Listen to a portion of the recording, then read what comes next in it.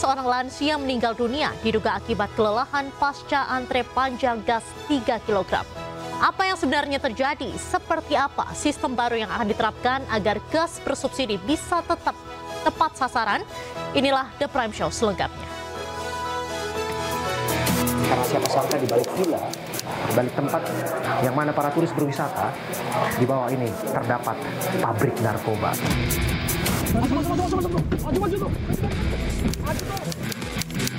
Sobat, hari ini saya Abraham Silaban. Saya bersama dengan tim Dit Narkoba Bareskrim Polri melakukan penggerbekan di pabrik narkoba di wilayah Bandung, Jawa Barat.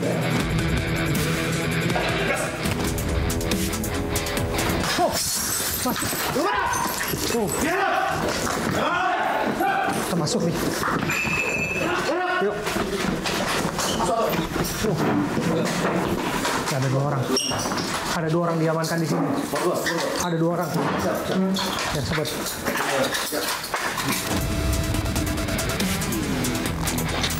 Disebutkan hampir 1 ton ganja sintetis.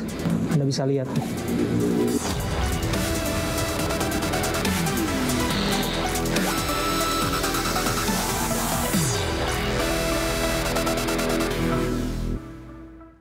Pemirsa, Direktorat Narkoba Polda Jawa Barat berhasil mengungkap peredaran narkoba jenis tembakau sintetis seberat 1 ton di perumahan mewah di Sentul, Jawa Barat.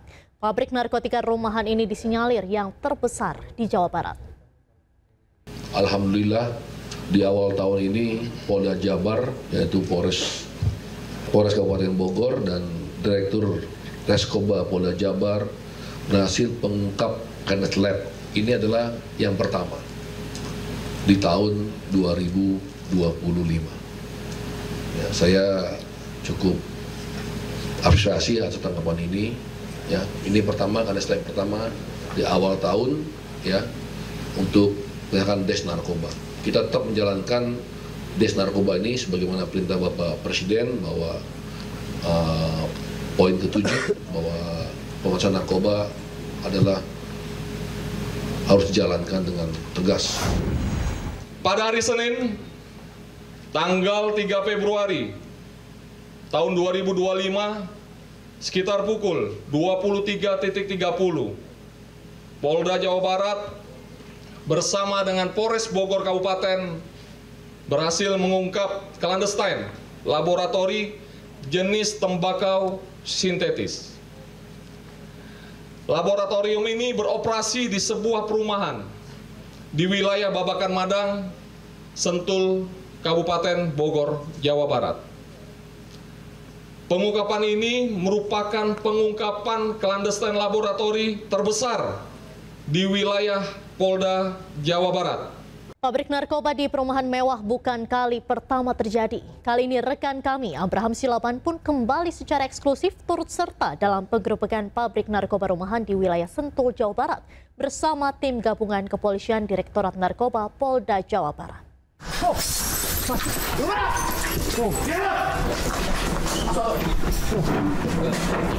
Ada 2 orang. Ada 2 orang diamankan di sini. Oh.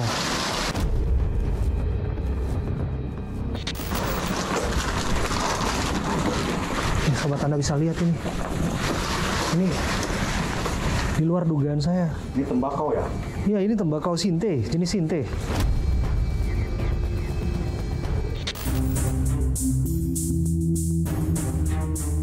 Kembali kita akan melihat posisi garda terdepan untuk melakukan penindakan terhadap barang haram narkoba. Penyiagaan dilakukan, tim sedang disiapkan. Saya tentu saja nggak bisa mendekat ke sana, tapi yang jelas saya akan mengambil posisi yang paling aman dari segala kemungkinan-kemungkinan yang ada. Maka semuanya harus diperhitungkan. Sudah terlacak tempatnya, bahkan informasi yang kami terima sudah terpetakan berapa yang ada di dalamnya. Saya Abraham Silaban lagi-lagi hadir di sini. Saya menggunakan action cam, saya juga menggunakan Osmo untuk kemudian bisa mengambil momen itu dan bersama-sama dengan garda terdepan melihat upaya penindakan itu. Lagi-lagi ini kita lakukan sebagai semangat untuk perlawanan terhadap narkoba. Pesan di balik ini semua tentu saja selaras dengan visi cita Presiden Prabowo Subianto.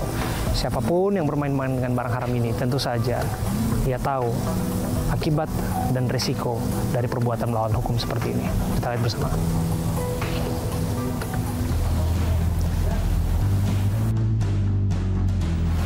Kita sudah tiba, ini nomor 36.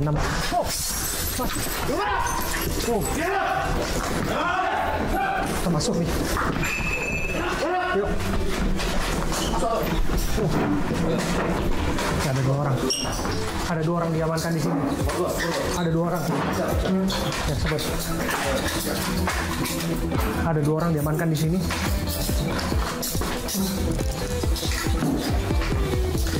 Ya.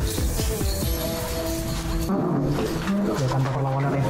Tanpa perlawanan berhasil diamankan 2 orang yang ada di rumah ini di Kabupaten Bogor.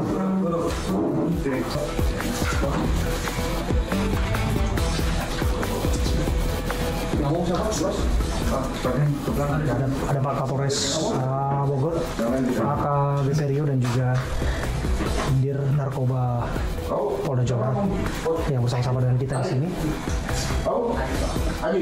Kombes Manuel. Berapa lama? Sini Pak. 3 hari. Baru 3 hari kau? 3 hari. Apa yang kau kerjakan sini? Ini Pak, bikin apa? Apa namanya? Cairan. Lumayan banyak ya ini. Lumayan banyak ya. Banyak. Bukan lumayan lagi. Banyak ya. Banyak. Berapa ini Pak? Banyak sekali. Sebentar, ada BB. Hah? Sebentar ada BB. Oh, ada temuan BB juga nih ternyata. Ada temuan barang bukti juga di belakang. Kita coba masuk lihat. Oh. Ini sih. Oh. Ini sobat Anda bisa lihat ini. Ini di luar dugaan saya. Ini tembakau ya? Iya, ini tembakau sinte, jenis sinte.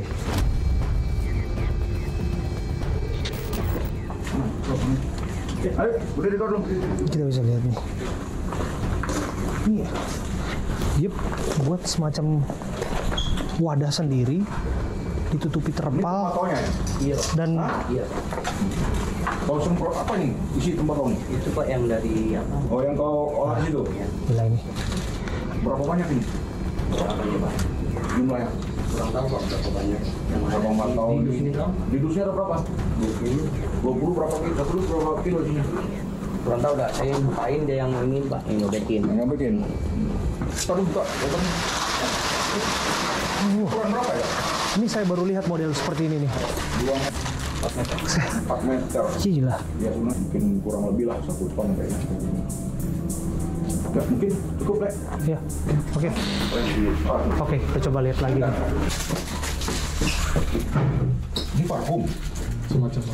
Hah? Masih baru kayaknya Pak. Macam parfum ya? Jadi tuh orang baru apa? Datang Datang ya. kayak dipaketin itu kayak Gojek. Gojek ya. Berarti ini masih mentah ya, masih bahan Iya. belum ini ya. Dan kita sobek disatuin gitu Pak. Oh, baru disatuin semua. Ini apa? Nah itu dia nyiapin juga Pak di sini semuanya.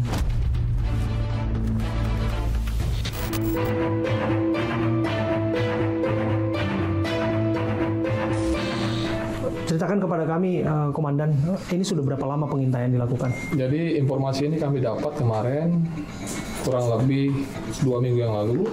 Ada pergerakan banyaknya barang-barang asing yang masuk ke komplek ini. Kemudian kami dalami dan hasilnya seperti yang kita lihat ini. Oke, untuk tersangka sendiri, ini ada 2 orang aja atau seperti apa? Ya, informasinya ada 2 yang kabur, yang keterangan dari mereka kita akan kejar. Ada 2 kabur ya? Oke. Ada yang ingin tambahkan, Pak Jadi Dir? 2 tersangka berdasarkan keterangan baru kita dapat. Ini memang masih ada 2 orang, tapi posisi memang lagi kita kejar. Ini kok udah berapa lama ya operasinya di sini, Pak Dir? Bekerja kurang lebih sebulan. Oke, siap. Terima kasih Pak Kapolres, terima kasih Pak Adir bersama dengan kita di sini untuk melihat pengamanan dari para tersangka dan penindakan dilakukan.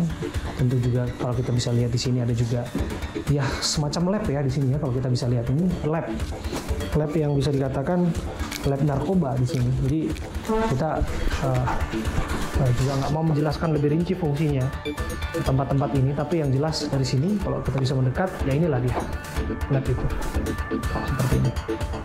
Saya Abraham Silaban, saya ada di sini dan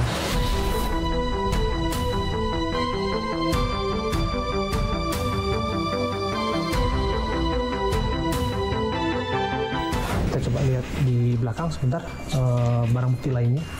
Ini seperti kolam ya Bang ya ini ya. Ini disebutkan hampir 1 ton ganja sintetis. Sini. Nih. Anda bisa lihat nih. Seperti ini barang buktinya. Ya, biar petugas nanti yang bekerja tentu saja. Tapi yang jelas ini tangkapan yang cukup besar. Ya, so. Oke, terima kasih abang-abang semua, terima kasih Bang. Oke, kita coba lihat lagi di dalam barang bukti lainnya. Dan seperti ini dia. Ya, jadi seperti ini nih kemasannya. Ini kemasan yang disiapkan dan ini yang akan diperjualbelikan. Kemasan-kemasannya sudah disiapkan ini. Iya di sini. Nah, seperti inilah kemasannya. Bahkan di sini ada apa ini? Iya, semacam ada pewangi di sini juga yang digunakan. Oke, saya Abraham Silaban, saya ada di sini dan kita berharap bahwa upaya penindakan dan perlawanan terhadap narkoba terus dilakukan sebagai bentuk komitmen bersama bahwa siapapun yang melanggar harus ditindak dan sekali lagi menyelamatkan generasi bangsa dan mendukung cita Presiden Prabowo Subianto yang digaungkan untuk generasi bangsa lulus dari narkoba. Berapa yang menjadi pelajaran, hati-hati di lingkungan kediaman Anda. Bisa jadi apa yang datang ke sana, apa yang dikerjakan di sana adalah lab seperti ini nih, disulap seperti ini. Ya, semoga ini lagi dan lagi nih, mungkin ini sudah keempat atau kelima kali kami melihat rumah di pemukiman penduduk yang tergolong mewah disulap menjadi tempat ataupun lab narkoba. Jadi penting bagi kita untuk menjaga ini bersama-sama untuk menjadi peringatan, jangan sampai terulang lagi.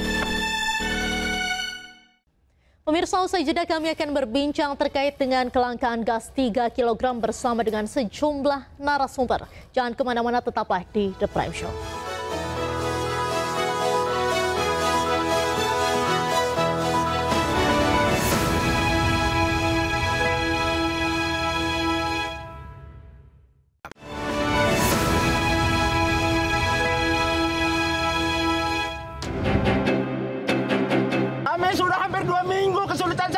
Bukan memihak ke rakyat. Coba lihat segini ngantri, kenapa bersulit rakyat sendiri? Bukan masalah antri gasnya. Anak kami lapar, butuh makan, butuh kehidupan, Pak. Oke, Bapak ya. Logika berjalan dong, Pak. Ya.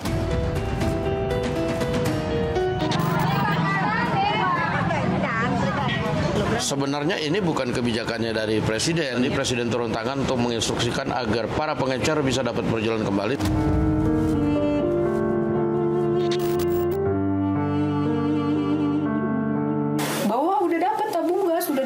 Langsung dibawa ke rumah sakit Permata sama anaknya. Sampai di sana udah nggak ada, udah meninggal.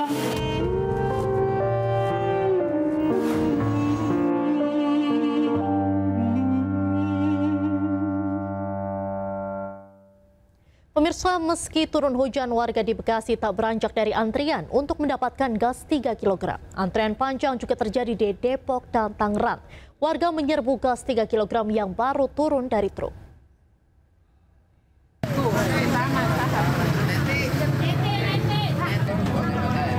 Keberadaan gas 3 kg yang sulit didapat membuat warga di Kampung Poncol, Kecamatan Cikarang Barat, Kabupaten Bekasi, Jawa Barat mengantre di pangkalan agen LPG.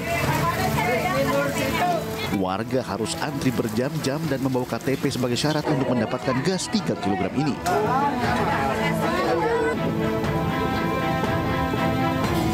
Bahkan saat hujan turun, warga tak beranjak dari antrean untuk mendapatkan gas 3 kg. Warga berharap pemerintah menambah pasokan di agen dan segera kembalikan penjualan ke pengecer supaya warga tidak kesulitan mendapatkan gas 3 kg.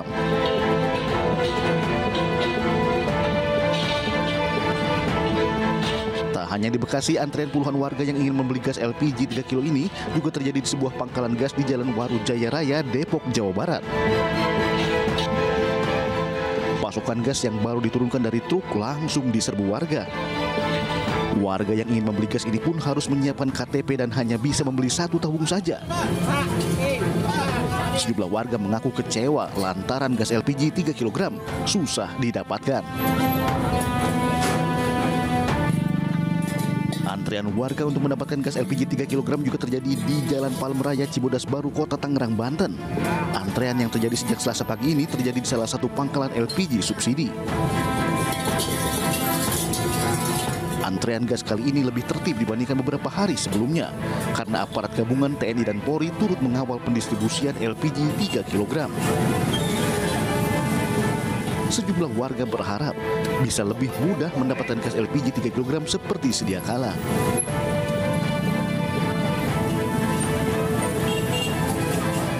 Pemirsa, pengecer LPG akan diproses menjadi subpangkalan seiring dibatalkannya larangan penjualan LPG 3 kg oleh pengecer.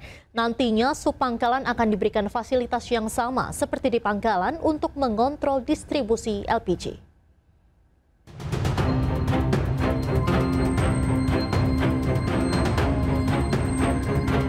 Larangan penjualan LPG 3 kg di tingkat pengecer akhirnya dicabut. 3 hari menjadi polemik, kini akhirnya masyarakat bisa bernafas lega. Presiden Prabowo Subianto menginstruksikan agar LPG 3 kg bisa kembali dijual oleh pengecer. Namun beriringan dengan proses penjualan yang kembali seperti biasa, para pengecer ini juga akan dijadikan subpangkalan. Hal ini kembali ditegaskan Menko Perekonomian Erlangga Hartarto. Pengecer LPG akan dijadikan subpangkalan dengan mekanisme yang akan disiapkan Kementerian ESDM. Pemirsa, Wakil Ketua DPR RI Sufmi Dasko Ahmad menyebut bahwa larangan pengecer menjual LPG 3 kg bukanlah kebijakan Presiden Prabowo Subianto. Kendati demikian, Presiden Prabowo telah menginstruksikan agar pengecer bisa kembali menjual LPG 3 kg sambil mengurus administrasi menjadi subpangkalan. Sebenarnya ini bukan kebijakannya dari Presiden untuk kemudian melarang kemarin itu. Nah, tapi melihat situasi dan kondisi, tadi Presiden turun tangan untuk menginstruksikan agar para pengecer bisa dapat berjalan kembali sambil kemudian pengecer itu dijadikan subpangkalan, administrasi segala macamnya bisa sambil berjalan saja, demikian. Tapi kan ini stoknya dinilai tidak langka ya, Bang Dasko? Stok tidak langka, stok ada. Stok terkonfirmasi tidak langka. Tapi yang dari pengecer dibeli ke pangkalan itu sampai mahal, Bang Dasko, 30.000 itu apakah ada oknum kenakalan atau seperti apa? Nah, justru itu, makanya nanti ini regulasinya lagi diatur, nah supaya kemudian nyampe ke masyarakat itu harganya tidak mahal. Sementara itu, pemirsa, seorang lansia di Tangerang Selatan, Banten meninggal dunia diduga akibat kelelahan usai mengantri berjam-jam untuk membeli LPG 3 kg. Diduga korban kelelahan usai mengantri di agen gas LPG. Saya kalau memang itu ada, tadi kan saya baca banyak berita juga. Kita membaca banyak berita, katanya ada yang begitu, ada berita juga yang nggak sesuai dengan itu. Ya kami pemerintah pertama memohon maaf kalau itu terjadi. Karena ini semata-mata kita lakukan untuk penataan.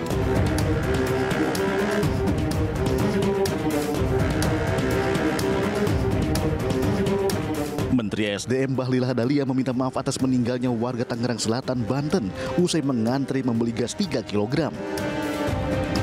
Bahlil menyebut kebijakan ini dilakukan untuk semata-mata menata dan perbaikan pendistribusian gas 3 kg agar tepat sasaran. Sebelumnya Yonih binti Saman, lansia 62 tahun, meninggal dunia diduga akibat kelelahan usai ikut mengantri membeli gas 3 kg di agen sekitar rumahnya di Pemulang, Tangerang Selatan, Banten. Korban sempat lemas dan beristirahat di depan toko laundry tak jauh dari rumahnya. Beberapa tetangga yang mengenal korban langsung menolong korban dan mengantar korban ke rumah. Sesampainya di rumah, sambil membawa tabung gas melon yang didapatnya dengan susah payah, korban jatuh pingsan. Keluarga langsung membawanya ke rumah sakit, namun naas nyawa korban tak tertolong. Dan untuk membahas hal ini lebih lanjut, kita sudah bersama dengan sejumlah narasumber yang akan membahas tentang antrean gas yang membuat rakyat cemas ini. Ada Bapak Mimin Sugiono, adik dari Yoni binti Saman, korban meninggal dunia akibat antrean gas. Kemudian juga ada Bapak Effendi, warga Tangerang. Ada Bapak Tulus Abadi, Ketua Pengurus Harian YLKI, dan juga Bapak Ujang Komarudin, Jubir Kantor Kepresidenan RI. Kita akan ke Pak Mimin Sugiono terlebih dahulu. Selamat malam Pak Mimin. Sebelumnya kami turut berduka cita Bapak. Boleh mungkin diceritakan bagaimana kronologi antrean gas yang berujung pada tragedi ini nih Pak. Jadi seperti apa Pak kejadiannya? Jadi setelah dia kehabisan gas untuk berjualan, untuk bikin masak air buat masak kopi. Nah akhirnya biasanya kan dia dikirim nih Bu ya. Biasanya kan dikirim kalau pagi, dikirim dulu dari agen, setelah itu nggak dikirim. Pada waktu dikirim, dia belum dikirim. Nah pada waktu itu dia akhirnya pergi sendiri mencari ke biasa yang tempat pangkalan dia belanja itu. Nah akhirnya karena di situ udah disiapin, dibawalah 2. Sebelumnya dikirim tuh dibawa 2 buat kepentingan, buat kebutuhan sementara dulu gitu. Nah, sebelumnya Ibu Yoni ini ada riwayat penyakit tidak Pak? Memang udah seminggu dia sering ngeluh-ngeluh gitu, pusing, karena dia ada punya darah tinggi juga gitu. Saat itu ada yang mendampingi atau tidak Pak? Mengingat kan Ibu Yoni sendiri ini kan merupakan seorang lansia dan juga membawa-bawa gas itu cukup berat begitu Pak? Ya, dia mau udah biasa begitu Bu. Kalau dianterin juga sama anaknya, sama cucunya, sama saudara tuh dia nggak mau, udah jalan aja, sehat. Baik, terima kasih Pak Mimin. Kita selanjutnya mau ke Pak Ujang Komarudin. Pak Ujang Komarudin, bagaimana nih Pak Bapak melihat atau mungkin dari istana menanggapi kisruh dari soal tabung gas 3 kg belakangan ini, bahkan di daerah-daerah begitu ini antrean juga mengular sangat panjang.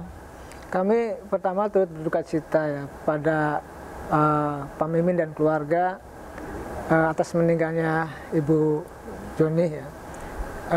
Tentu ini menjadi sebuah pelajaran besar bahwa sesungguhnya kebijakan itu ya bagaimana memastikan ketersediaan gas itu terpenuhi bagi masyarakat Indonesia.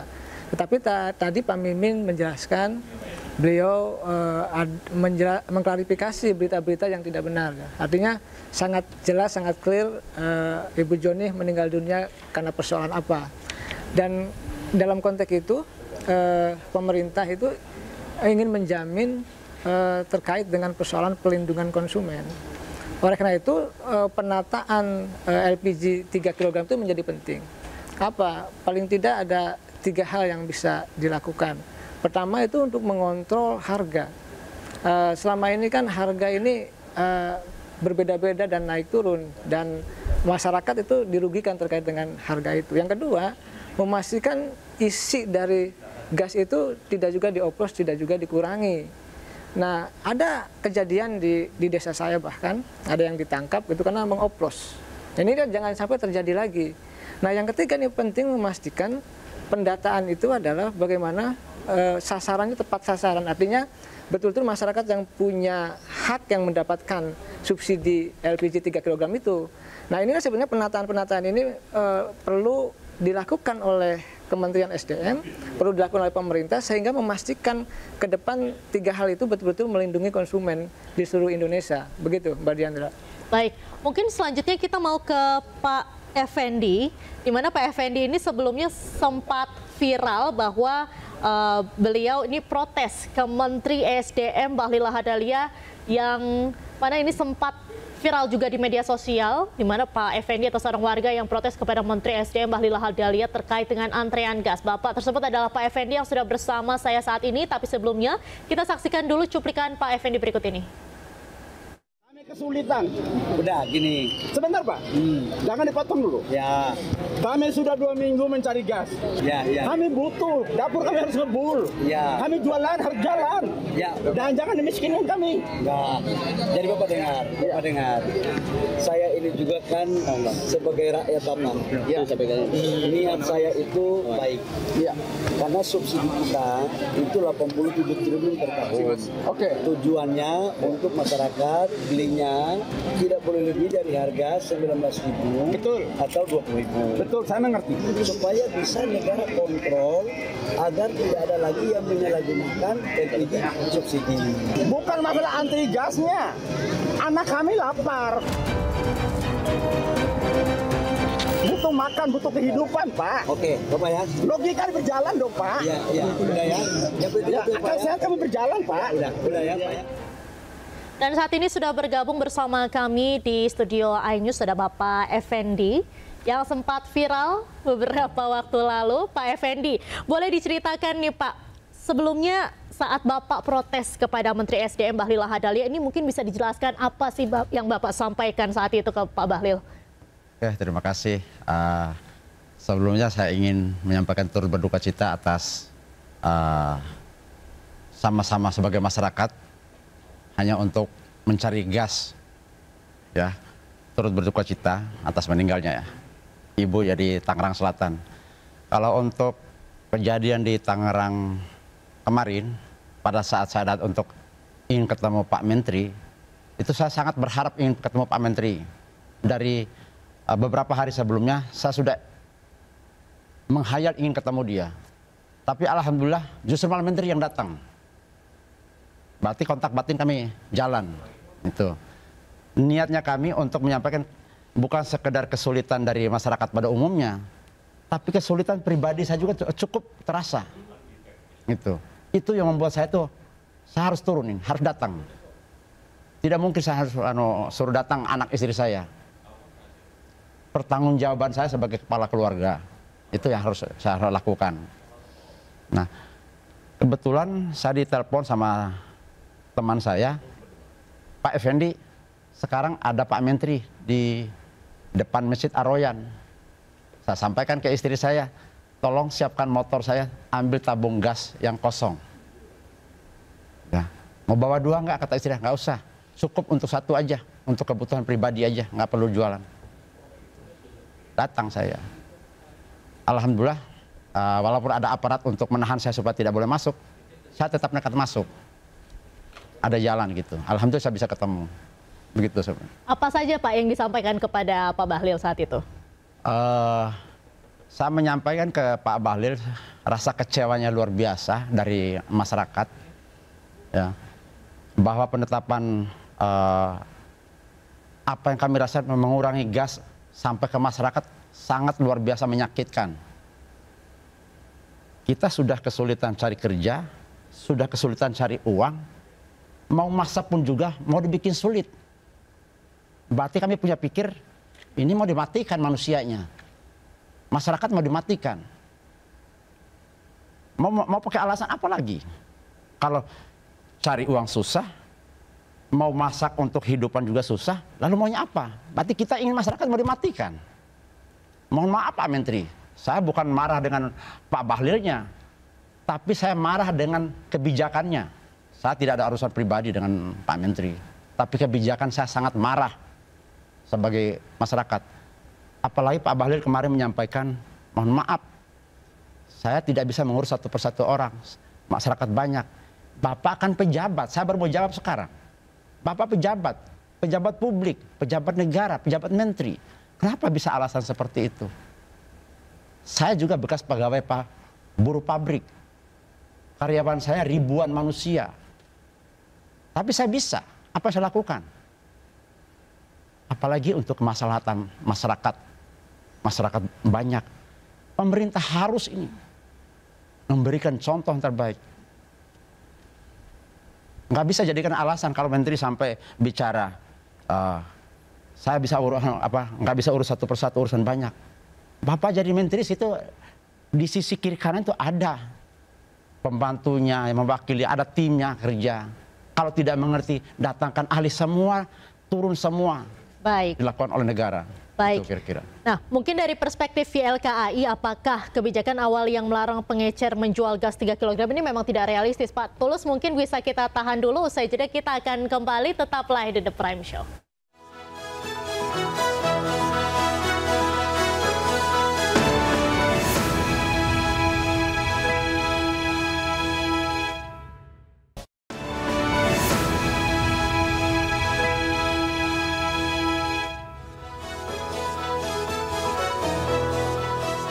Terima kasih Anda masih menyaksikan The Prime Show bersama saya Diandra Mukni. Pemirsa, Direktorat Tindak Pidana Ekonomi Khusus atau Dirtipideksus Barreskrim Polri telah melakukan pengawasan terhadap ketersediaan gas LPG 3 kg di wilayah Jabodetabek dan Banten.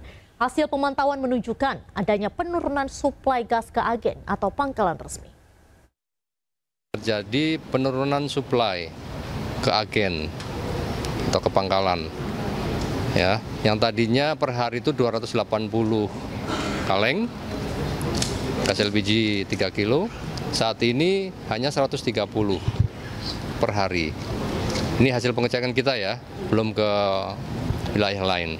Nah, kita sudah instruksikan kepada jajaran kita di Satgasda untuk segera turun ke lapangan, melakukan pengawasan, pengecekan terkait masalah stoknya dan distribusi. Apakah sama dengan yang kita lakukan ini, hasilnya nanti akan dikompulir, dilaporkan kami, dan kami akan laporkan kepada pimpinan. Kita tetap melakukan pengawasan, dan kalau ada yang melakukan penyimpangan atau pelanggaran aturan yang ditetapkan pemerintah, tentunya ada sanksi. Yang utama ya kita melalui kementerian yang terkait ya, dari Dirjen Migas mungkin akan melakukan pencabutan. Ya pemirsa, kita akan melanjutkan perbincangan kita hari ini, dan saya mau ke Pak Tulus Abadi, Ketua Pengurus Harian YLKAI. Pak Tulus, mungkin bisa dijelaskan dari perspektif YLKAI sendiri, apakah kebijakan awal yang melarang pengecer untuk menjual gas 3 kg ini memang tidak realistis atau seperti apa awalnya, Pak?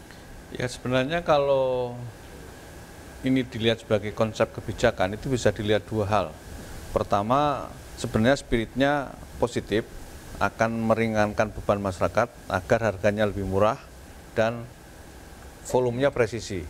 Tetapi dari prinsip ekonomi yang dilakukan keliru, karena memotong jalur distribusi terlalu cepat, terlalu pendek, dan tanpa persiapan yang matang sama sekali gitu, sehingga pasti menimbulkan distorsi yang luar biasa gitu. Sehingga ketika saya membaca berita ini dan melihat case di lapangan, saya sudah punya feeling ini pasti tanda kutip chaos gitu kan. Karena apa? Karena kita tahu persis pengecer itu kan sebenarnya tangan yang paling depan dengan konsumen ya. Karena kalau kita nggak boleh dan harus ke pangkalan atau agen, itu kan artinya ada jeda waktu yang luar biasa dan juga jarak yang luar biasa. Saya juga tidak bisa membayangkan kalau itu terjadi di luar Pulau Jawa atau di luar kota, yang pasti akan lebih jauh lagi. Sedangkan di Jakarta aja yang notabene kecil juga bermasalah kan, karena ada faktor kemacetan, kerja, dan segala macam.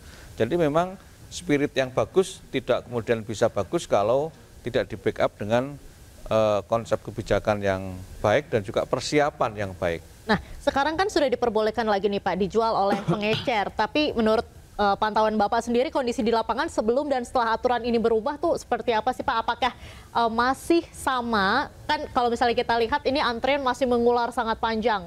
Nah, realisasinya di lapangan sendiri menurut Bapak seperti apa? Ya, mungkin ini kan karena kemarin sudah kadung ditarik katakanlah ya, mungkin juga perlu waktu untuk menormalkan. Tetapi apa yang diinstruksikan Pak Prabowo sebagai Presiden, saya kira harapannya untuk mengembalikan distribusi yang normal dan kemudian secara psikologis untuk memberikan rasa tenang bagi masyarakat. Nah, tetapi kemudian kan pemerintah dan Pertamina juga punya konsep bahwa oke, dikembalikan ke retailer, ke pengecer, tetapi kemudian ada kontrol secara teknologi. Nah, kita lihat nanti apakah kontrol teknologi ini nanti juga efektif untuk menekan tingginya subsidi ataupun penyimpangan subsidi gas LPG, atau juga nanti ada hal-hal yang tidak bisa diimplementasikan. Baik. Karena seharusnya dengan instrumen berbasis teknologi digital, seharusnya memang bisa. Karena dasarnya kan ini memang barang yang bermasalah.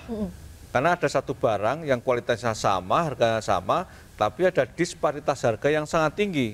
Yang orang pasti akan memilih yang murah dong. Itu insting ekonomi yang pasti hal yang normal gitu. Tetapi ketika kemudian distribusinya terbuka, ya akhirnya terjadi satu penyimpangan-penyimpangan yang signifikan.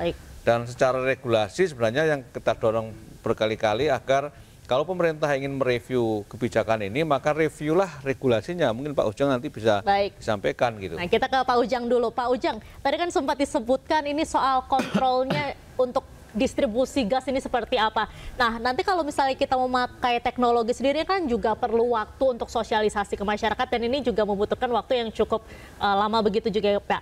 Seperti saat itu My Pertamina untuk BBM, subsidi BBM itu kan juga cukup lama gitu untuk sosialisasi ke masyarakat. Nanti sistem yang akan dilakukan oleh pemerintah sendiri seperti apa? Pertama kita bicara soal perintah Bapak Presiden dulu, bahwa perintah ini membuat aman, nyaman masyarakat, dan itu sudah diapresiasi oleh DPR gitu. Dan dalam konteks itu tentu Pak Presiden dalam banyak pidatonya tidak mau menyulitkan masyarakat, ingin mensejahterakan masyarakat.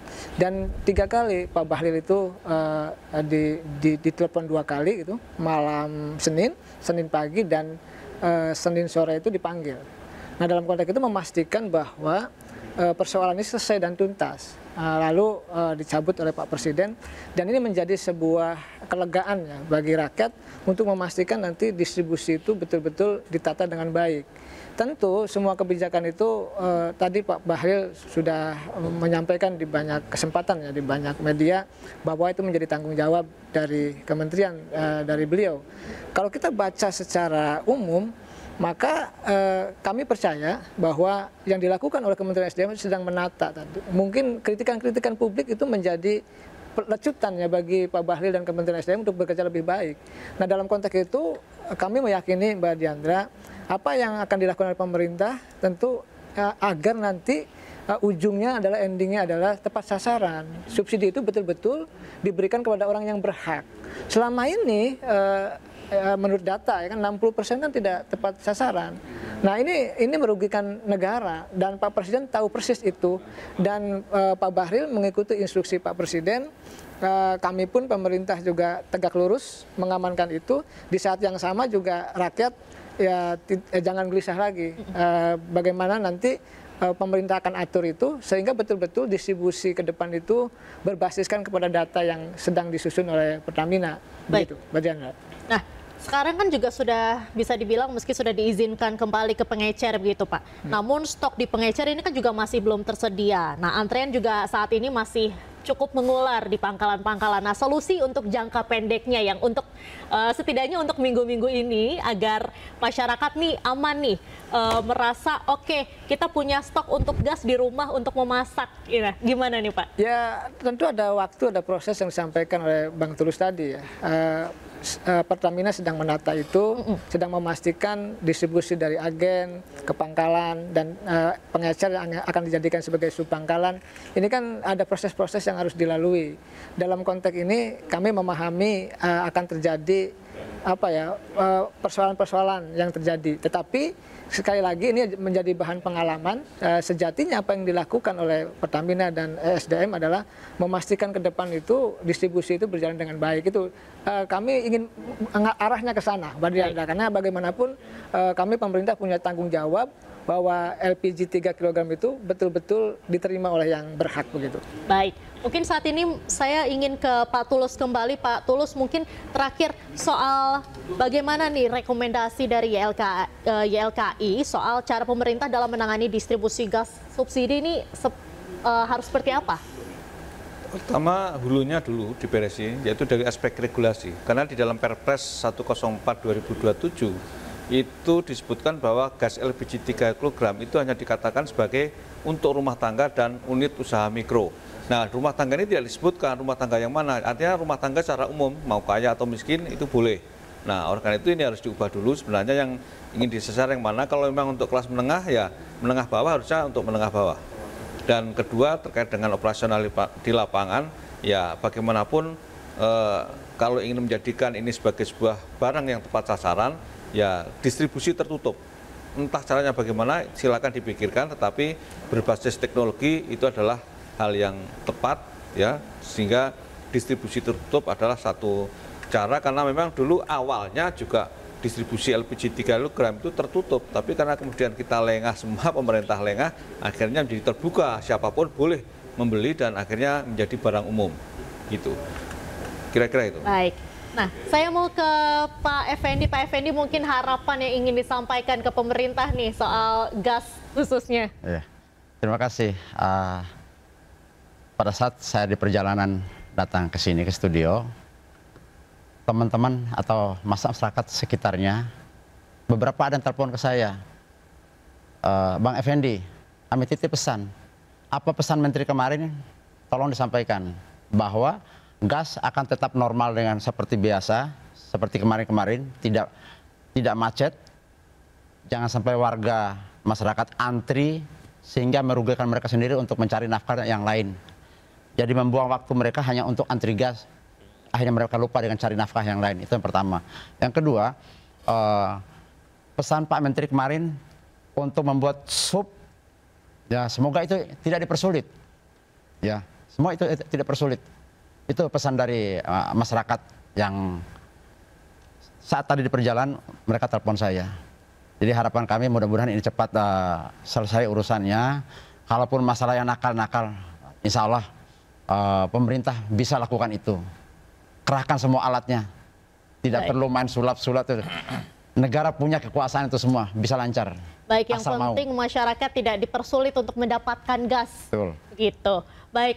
Saat ini saya mau kembali ke Pak Mimin Sugiono. Pak Mimin, mungkin boleh disampaikan harapannya Pak kepada pemerintah terkait dengan, khususnya terkait dengan carut-marut gas ini Pak. Bagaimana harapannya?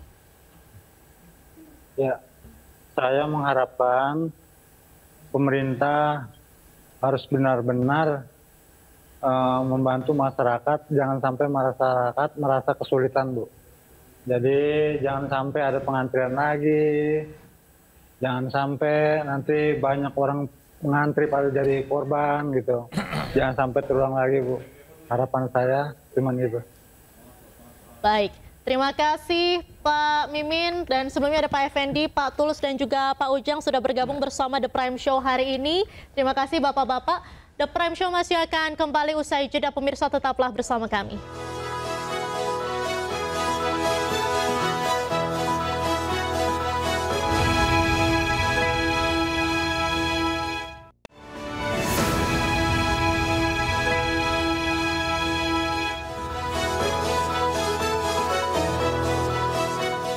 Terima kasih Anda masih menyaksikan The Prime Show bersama saya Diandra Mukni. Pemirsa, kecelakaan maut terjadi di gerbang tol Ciawi 2, tol Jagorawi arah Jakarta. Akibatnya 8 orang tewas dan 11 orang lainnya mengalami luka-luka. Informasi ini sekaligus menutup The Prime Show malam ini. Saya Diandra Mukni dan kru yang bertugas pamit undur diri. Terima kasih, selamat malam dan sampai jumpa.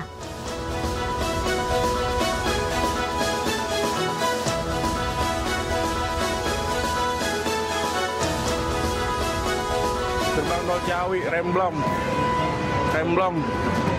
Duh, banyak. Nggak tahu korbannya ada berapa. Gerbang tol Ciawi kecelakaan barusan. Parah. Kecelakaan beruntun melibatkan sejumlah kendaraan di gerbang tol Ciawi 2 mengarah ke Jakarta pada pukul 23.40 waktu Indonesia Barat Selasa malam. Diduga kecelakaan akibat truk pengangkut air mineral hilang kendali dan menabrak kendaraan yang sedang antre di pintu tol. Kecelakaan berawal saat truk pengangkut air mineral yang melaju ke arah Jakarta diduga rem truk tidak berfungsi dan menabrak gardu tol Ciawi 2. Tidak hanya menabrak gardu tol, truk ini juga menabrak sejumlah kendaraan yang sedang antre di gerbang tol. Akibatnya 3 kendaraan terbakar termasuk truk tersebut, sementara 3 mobil lainnya ringsek. Tak tanggung-tanggung, insiden ini membuat 8 orang meregang nyawa, sementara 11 orang lainnya mengalami luka. Seluruh korban dilarikan ke RSUD Ciawi, termasuk sopir truk galon yang hingga kini belum bisa dimintai keterangan oleh petugas. Jumlah korban ada 19, ini ya, dan 8 meninggal dunia, 3 luka berat, dan 3 luka sedang, dan 5 luka ringan. Dari 8 yang meninggal, baru 2 yang bisa diidentifikasi ya. Yang lainnya kita sudah buka posko antemortem ya. Dan kita mengharapkan kepada korban dengan merasa keluarganya segera datang ke rumah sakit. Hingga kini polisi masih berupaya mengidentifikasi korban tewas. Namun proses identifikasi membutuhkan waktu lebih banyak lantaran luka bakar yang diderita oleh korban. Meski demikian, hingga kini polisi telah berhasil mengidentifikasi 2 jenazah dari total 8 korban yang tewas akibat kecelakaan maut.